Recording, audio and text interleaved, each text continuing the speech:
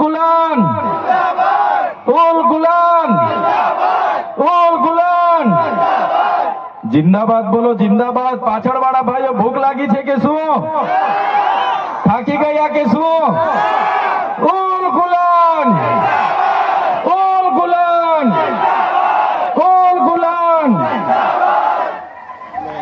સૌ પ્રથમ તો 150મી જનનાયક બિરસા મુંડાજીની જન્મ જયંતિમાં અહીં મંચસ્થ ઉપસ્થિત બધા જ લોકો બોલે એવા છે, પણ એ બધા જ આગેવાનોની હું ક્ષમા માંગુ છું કે સંદાની વાત આગળના આપણા વક્તા આનંદભાઈએ કરી। એમનો જન્મ 1875માં ખૂંટી જિલ્લાના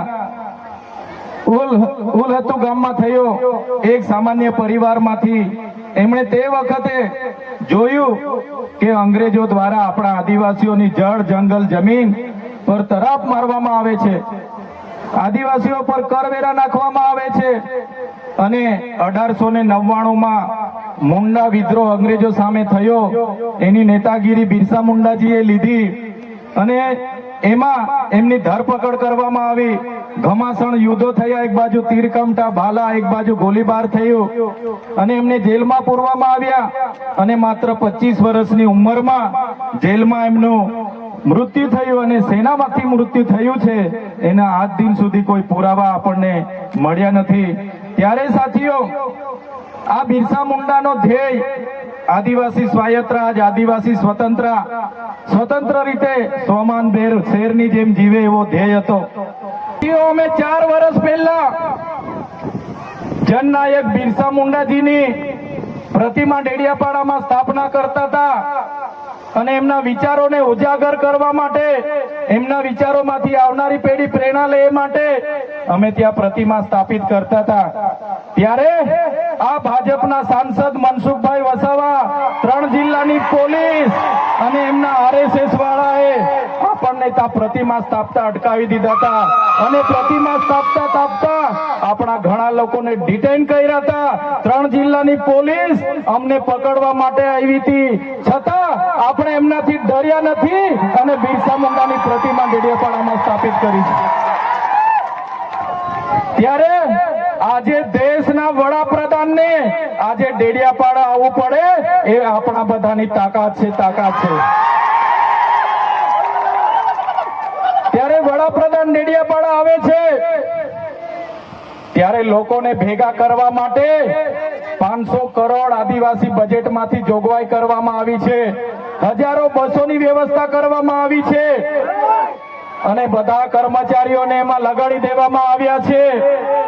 આજે ડેડિયાપાડાના ગામડાઓમાં ટીડીઓ ના મળે, તલાટીઓ ના મળે એવા ગામડાઓની ગલીઓમાં આ ગુજરાતના નાયબ મુખ્યમંત્રી, એમના મંત્રીઓ, એમના સાંસદો, એમના ધારાસભ્ય ડેડિયાપાડાના ગલીઓમાં 4 દિવસથી ફરે છે।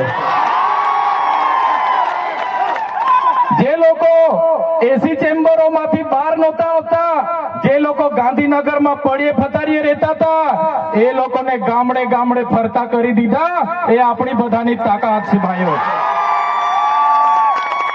ત્યારે નરેન્દ્રભાઈ મોદી આપણા કુળદેવી માતાના દર્શને જવાના છે દેવમોગરા એ મહારાષ્ટ્ર, મધ્યપ્રદેશ, ગુજરાત અને રાજસ્થાનના લાખો લોકોનું આસ્થાનું કેન્દ્ર છે અને દેવમોગરા જઈને રાજનીતિ જ્યારે કરવા માંગે છે ત્યારે નરેન્દ્રભાઈ મોદીને હું આ મંચ પરથી કહેવા માંગુ છું, તમને જો આદિવાસીઓ માટે હિત હોય તમે દેવમોગરા જજો, તમે હિજારી લઈને આવજો, લઈને આવજો, તમે મવડાનો ચોખ્ખો દારૂ 1 બોટલ લઈને આવજો, તમે એક મરઘો લઈને આવજો, 1 બકરો લઈને આવજો, દર્શન કરીને એની પ્રસાદી કરીને તમે ત્યાં જ જમીને પછી જજો। ત્યારે અમે માનીશું કે તમે આદિવાસીઓના હિતે છો।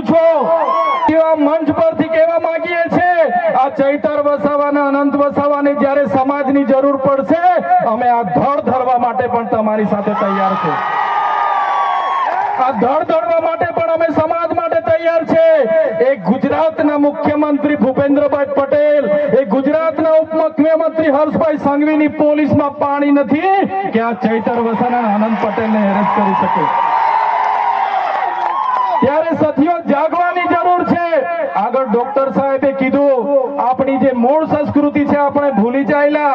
આપણો નંદરિયો દેવ, આપણો ગામનો હિમારિયો દેવ, આપણો વાઘ દેવ, ગોવાળ દેવ, આપણો કાળિયો ભૂત, આપણે ધરતી માતાને પૂજનારા, આપણે નદી નાળાને પૂજનારા, આપણે ચંદ્ર અને સૂર્યને પૂજનારા, આપણે પ્રકૃતિના પૂજક તરીકે છે. ત્યારે જન્મ મરણની વિધિ, લગ્નની વિધિ આપણે ભૂલી ચાલ્યા છે.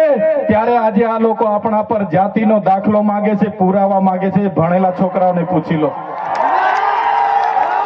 સાથીઓ, જે આપણી રીત પરંપરાઓ છે, આપણો જે પહેરવેશ છે, આપણા પૂર્વજો આઝાદી પહેલા ઓળખી કાઢતા હતા. ગોરા અંગ્રેજો આવ્યા, એમના પહેરવેશ, એમની બોલી પરથી આપણા પૂર્વજો જાણી ગયા કે આપણા દુશ્મન છે.